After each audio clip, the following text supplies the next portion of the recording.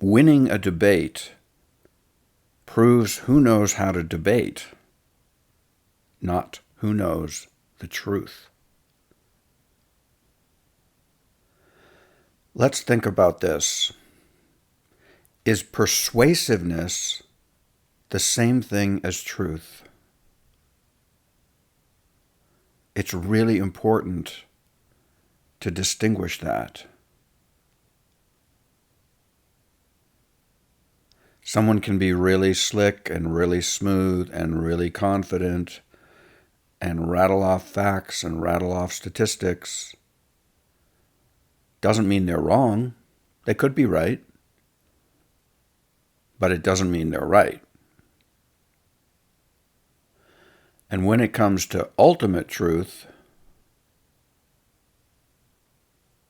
the odds go up that they're wrong.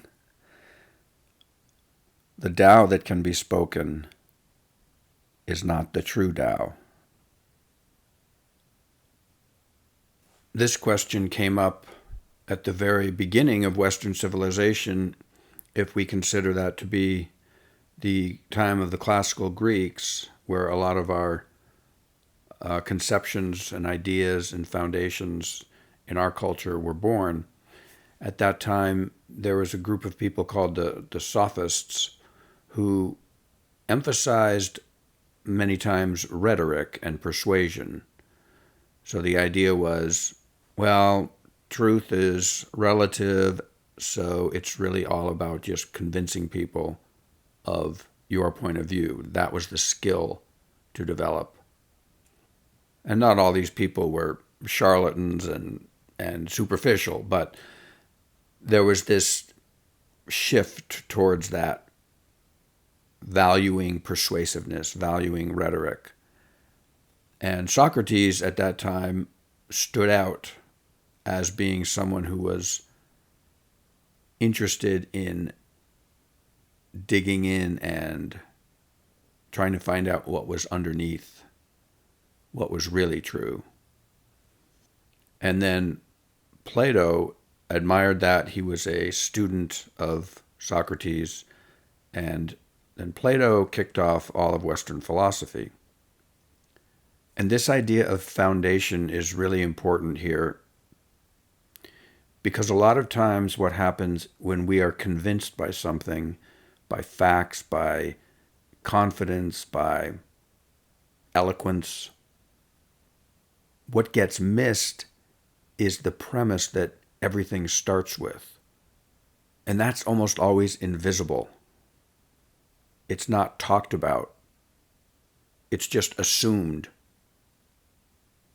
The classic fairy tale about the emperor's new clothes is about this, where everybody plays along with the idea that the king is wearing clothes, and then a little child says, "Oh, wait a minute, he's naked."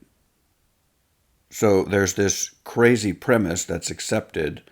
The emperor's wearing a beautiful new set of clothes, and then everybody plays along with it. And the thing about these premises being pointed out is it doesn't take intellectual power to see through these things. It takes the mindset of a child, a kind of innocent honesty in front of the world and experience. And so it's a child in the fairy tale that says this very basic truth that everybody misses. And you hear this echoed in the Gospels when Jesus says, "Unless you become like a child, you cannot enter the kingdom of heaven."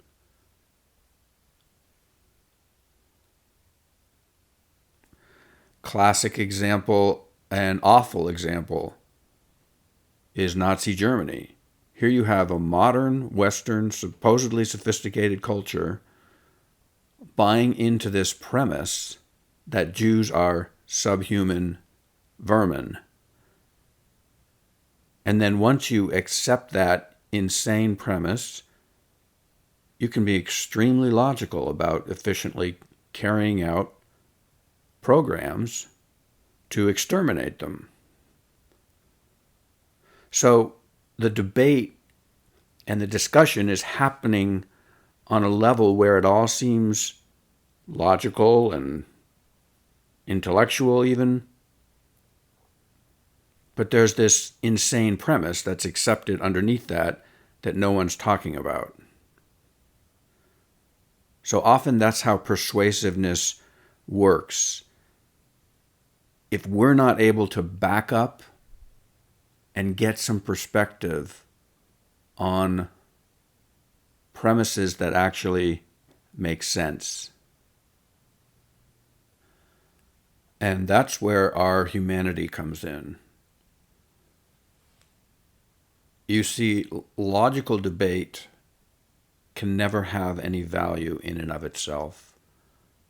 Every logical debate or intellectual discussion rests on some premise. Logic needs a direction. We as humans always bear the responsibility for the premises that we accept. Nothing logical tells me to love other people or to love myself. Love is a value of the heart. Those are the fundamental premises that matter. Then we can be logical and persuasive from that human, sane premise. If we choose that premise, that's a human choice. When it comes to ultimate truth, that's when we start letting ourselves go into the silence. That's when we start listening to whispers in the grass. That's when we start paying attention to the inarticulate, to what we in our society might call the lowly.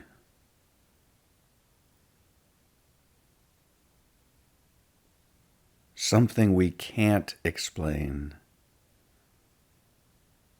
is more likely to be true in the ultimate sense, in the meaningful heart center, than something that can be explained.